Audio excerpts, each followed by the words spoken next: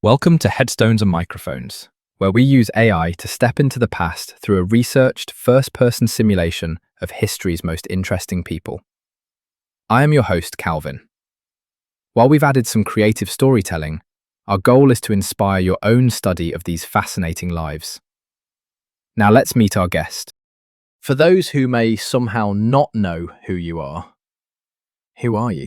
Hello there, my friend. It is such a pleasure to be here. I'm Bob Ross. I spent my time here trying to bring a little bit of peace and the joy of painting into people's homes, one happy little tree at a time. When and where were you born? I came into this world on October 29th, 1942, in the sunshine of Daytona Beach, Florida. What was your given name at birth? My full name is Robert Norman Ross. Is there a story behind your birth name? I don't think there's any grand secret tale behind it. My parents, Jack and Ollie, just picked out a good, solid name. I was always just Bob to the folks who knew me best. What was your hometown like growing up? I grew up in Florida, mostly Orlando. It was a beautiful place to be a boy. I spent so much time just wandering around outside, watching the animals and soaking up all that natural Florida beauty. It's where I first learned to appreciate the little details in nature. What was your family life like? My family was very modest and hardworking. My dad was a carpenter and my mom waited tables. We didn't have much in terms of money, but I had a roof over my head and parents who worked hard. My dad taught me about structure and building things with my hands, and my mom, she had such a gentle way with living things. I think I carry a piece of both of them with me every day. What kind of kid were you? Oh, I was an explorer. I was always outside, looking at the woods, checking out the wildlife. I even had a pet alligator in my bathtub for a little while when I was growing up. I suppose I was just a curious, quiet kid who liked to see how the world worked. What were your biggest fears growing up? I don't remember having many big, scary fears, but I think the biggest thing for any kid is just the fear of not fitting in or not knowing where you belong. But being out in nature always seemed to wash those worries away. What did you dream of becoming as a child? Honestly, I didn't have one big, shiny dream of being famous or anything like that. I just wanted to be involved in the world. I liked working with my hands, and for a long time, I thought I'd follow in my father's footsteps as a carpenter. What were some of your favorite activities in school? I spent most of my time observing the world around me. School was fine, but I was always happiest when I could get outside and see what was happening in the trees or the water. What was your first job? I worked as a carpenter with my father for a while. It was hard, honest work. That's actually where I lost part of my left index finger in a sawing accident. It was a tough lesson, but it taught me a lot about respecting the tools you use. Was there a moment where you realized you were different from everyone else? When I joined the Air Force, I think I realized that I didn't really want to be the kind of person who yelled or demanded things from others. I spent 20 years in the military, and I ended up as a master sergeant, the guy who had to be tough and make people scrub the latrines. They nicknamed me Bust 'em Up Bobby because I was so strict. But I realized that wasn't who I really was inside. I hated being that person. I made a promise to myself that if I ever left that life, I would never, ever raise my voice at anyone again. What's a decision that changed everything for you but felt small at the time? Taking that first painting class at a USO club in Alaska. It seemed like such a tiny thing to do on a day off, but it changed the whole map of my life. I saw those mountains, and I realized I wanted to capture that feeling forever. What was your biggest break? Discovering the wet-on-wet painting technique. I've been watching Bill Alexander, and when I saw how he painted, I knew that was the key. It allowed me to paint fast, which I had to do because I was working full-time in the military, and it let me show people that they could create something beautiful too, even if they'd never held a brush before. What were your biggest struggles before success? Oh, there were plenty of days when money was tight and I was driving around in a van trying to sell art supplies and teach classes wherever I could find a few students. Sometimes only one person would show up to a class, but I'd teach it anyway. You just have to keep moving forward. Did you ever consider quitting? Quitting wasn't really in my nature. I believed in the painting, and I believed that anyone could learn to do it. Even when things were slow, I knew there was always a happy little tree waiting to be painted. Were there any specific daily habits or routines that you feel are essential to your success? Practice, practice, practice. You don't have to be perfect, but you do have to be willing to try. My routine was just to keep painting, keep learning, and keep looking for the light in everything, even when things got a little dark. What job would you have had if fame never happened?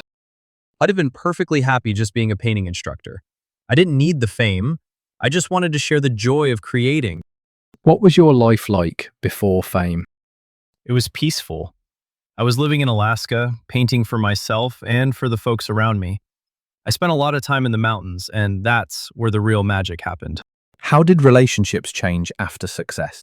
Well, you get a lot of people wanting a piece of your time, and that can be tricky.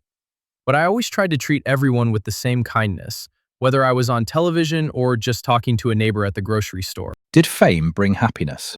Fame is just a word, my friend. Real happiness came from seeing someone who thought they couldn't paint finally finish a canvas and smile. That was the real reward. What was the downside of becoming famous? You lose a little bit of your quiet time. It's hard to just sit and watch a squirrel when everyone wants to say hello. But that's a small price to pay for the chance to spread a little kindness. What misconceptions did people have about you? Some folks thought I was soft because I spoke softly, but they didn't know about my years in the military. I chose to be soft because I knew that anger didn't help anyone. Also, a lot of people thought I loved my big, permed hair. I actually didn't, but it became part of the logo for my supplies, so I was stuck with it. What was your darkest moment? I think anytime you lose someone you love, it's a dark moment. I kept my private struggles very close to my heart, just like I kept my private life away from the cameras. What past regrets did you carry that you spoke about? I try not to live with regrets. We don't make mistakes, we just have happy little accidents. Everything that happens is a chance to learn something new about yourself. What's something people misunderstood about your life? People would often write to me and say, "Bob, you're so calm. You make me want to take a nap." And I'd just laugh. I loved that. If I could help someone find a little bit of peace and rest, then I was doing my job. Tell me about a time when everything went wrong and how did you handle it? Painting is full of wrong turns. But when I'd make a mark that didn't look right, I didn't get mad. I'd just look at it and say, well, maybe that's a rock, or maybe that's a tree. You just adjust your plan and keep going. That's how you handle the tough stuff in life, too. Did fame and fortune change your life? It let me provide for my family and keep the show going, and for that, I'm grateful. But it didn't change who I was. I was still just a man who liked to paint and look at the clouds. What personal battles were you fighting privately? I dealt with some health issues, including lymphoma, but I never wanted my viewers to worry about me. I wanted them to come to the show to escape their worries, not to hear about mine. Who had the biggest influence on your life? Bill Alexander was a big one for showing me the technique, but really nature itself was my biggest teacher. The way the light hits the mountains, the way the water moves. Nature tells you everything you need to know if you're willing to listen. What was life like in your final years? I spent my final years doing what I loved most, painting and teaching others how to find joy in their own work. I built my art workshop in Florida, and it was a wonderful place to share what I knew. What were you working on in your career before you passed away? I was still focused on teaching and making sure the joy of painting continued to reach the people who needed it. When and where and how did you pass away, and how old were you? I passed away on July 4th, 1995, in Orlando, Florida. I was 52 years old, and it was the result of complications from lymphoma. What's a random fact about you most people have never heard? Most people don't know that I had a little squirrel named Peapod that I used to take care of. He lived in my pocket. I just loved all the little creatures. What's the craziest rumor ever told about you? Oh, people always have fun ideas. Some folks thought I was a secret government agent, or that I was hiding something mysterious in my paintings. I was just painting. The only mystery in my paintings was where that happy little tree was going to go next. What was your most unique habit? I suppose it was talking to the audience like they were the only person in the room. I never felt like I was talking to a camera. I felt like I was talking to you, right there in your living room. What was your favorite food? I always enjoyed good, simple comfort food. Something warm and hearty after a long day of painting was always the best. What was your favorite book? I loved reading things that reminded me of the beauty of the world. I didn't have one single favorite, but anything that could inspire the imagination was right up my alley.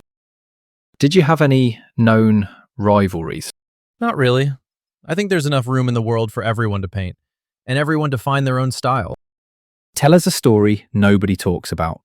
What's your funniest behind the scenes moment?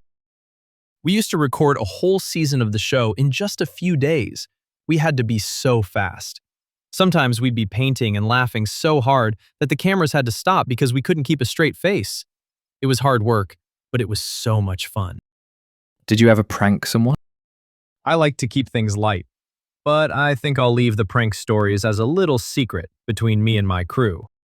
What was the most outlandish purchase you made? I wasn't much for fancy things. My biggest purchase was probably just investing in more brushes and paint. You can never have enough of those. What advice would you give people chasing success? Don't chase success. Chase your passion. Talent is just a pursued interest. Anything that you are willing to practice, you can do. If you have the patience and the will to try, you can paint the world any way you want it to be. Do you have any closing remarks about the interview or the stories you shared that you would like to share with the listeners before we sign off? Just remember that you're capable of more than you think. Don't be afraid to make mistakes. That's where the magic happens. I'm so happy I could spend this time with you, Calvin. Thank you for inviting me to chat. Thank you so much for being here, Bob. It's been a joy. And that wraps up another conversation from Beyond the Grave. Thanks for joining us on the Headstones and Microphones podcast. Remember, legends may die, but their stories never do. Please help spread the word by sharing and following the pod.